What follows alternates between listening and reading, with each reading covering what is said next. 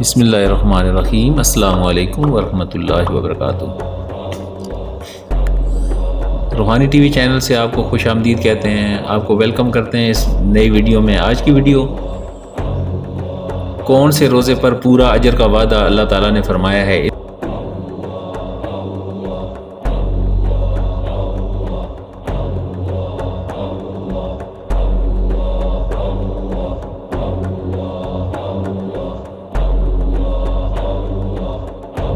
حضرت ابو سعید خدری رضی اللہ تعالیٰ عنہ سے روایت ہے کہ نبی کریم علیہ السلام نے ارشاد فرمایا، جس نے رمضان کا روزہ رکھا اور اس کی حدود کو پہچانا اور جن چیزوں سے پرہیز کرنا چاہیے ان سے پرہیز کیا تو یہ روزہ اس کے گزشتہ گناہوں کا کفارہ ہوگا۔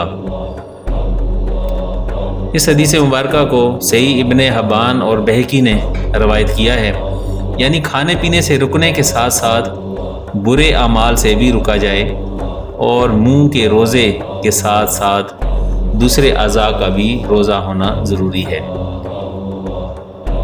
اللہ تعالی ہمیں رسول پاک صلی اللہ علیہ وسلم کی ان پیاری پیاری باتوں پہ عمل کرنے کی توفیق نصیب فرمائے۔ السلام علیکم ورحمۃ اللہ وبرکاتہ۔